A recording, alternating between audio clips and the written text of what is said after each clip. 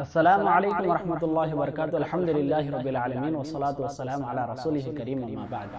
فاعوذ باللہ من الشیطان الرجیم. بسم اللہ الرحمن الرحیم. الذین یذکرون اللہ قیاما وقعودا وعلی جنوبہم.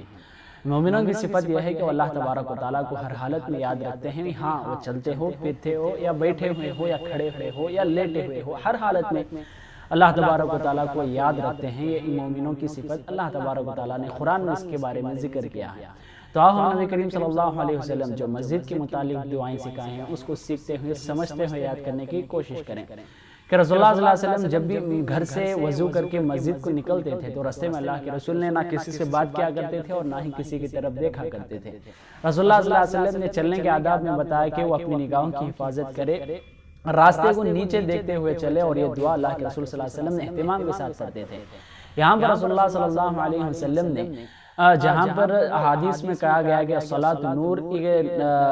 نماز نور ہے، تو اللہ تبارک و تعالیٰ، اللہ کے رسول صلی اللہ علیہ وسلم مسجد کی طرف جاتے ہوئے بھی ہر چیز میں نور مانگتے ہوئے چلے،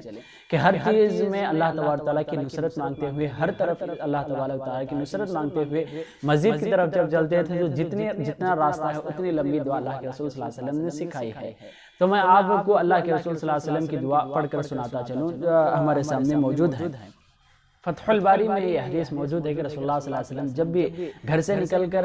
دعا پڑھنے کے بعد مسجد کی طرف چلتے تھے تو وہاں پر اللہ کے رسول یہ دعا پڑھا کرتے تھے: اللہم اجعل فی قلبی نورا وفی لسانی نورا وفی سمعی نورا وفی بصری نورا، اللہم اجعل ومن فوقی نورا ومن تحتی نورا وعن یمینی نورا وعن شمالی نورا ومن امامی نورا ومن خلفی نورا، اللہم اجعل فی نفسی نورا واعظم لی نورا وعظم لی نورا واجعل لی نورا واجعل لی نورا، اللہم اعطنی نورا واجعل فی عصبی نورا وفی لحمی نورا وفی دمی نورا وفی شعری نورا وفی بشری نورا، اللہم اجعل نورا فی قبری نورا فی عظامی وزدنی نورا وزدنی نورا وحبلی نورا علی نور. رسول اللہ صلی اللہ علیہ وسلم یہ ساری دعا پڑھتے تھے جو اللہ کے رسول صلی اللہ علیہ وسلم نے اپنی طرف سے، اپنے صحت کی طرف سے، جسم کی طرف سے، ساری کے سارے چیزوں کے لیے اللہ تبارک تعالیٰ کے پاس نصرت اور اللہ تبارک تعالیٰ کے پاس نور مانگا ہے، جس میں ہر ایک کو میں ایک ایک ٹکڑا کر کے آپ کو ترجمہ کرتا چلوں جو آپ کو بہت ہی کھلا اور واضح سمجھ میں آ جائے گا. رسول اللہ صلی اللہ علیہ وسلم دعا پڑھتے تھے کہ اللہم اجعل فی قلبی نورا، اے اللہ تبارک تعالیٰ میرے دل میں نور عطا فرما، وفی لسانی نورا، اے اللہ تبارک تعالیٰ میرے زبان میں نور عطا فرما، وفی سمعی نورا میرے کانوں میں سننے میں نور عطا فرما، وفی بصری نورا اور میرے آنکھوں میں اور میرے بصارت دیکھنے میں اس میں نور عطا فرما، ومن فوقی نورا ومن تحتی نورا، اے اللہ میرے اوپر بھی اور نیچے بھی نور عطا فرما، وعن یمینی وعن شمالی نورا، اے اللہ تبارک تعالیٰ میرے سیدھے طرف اور میرے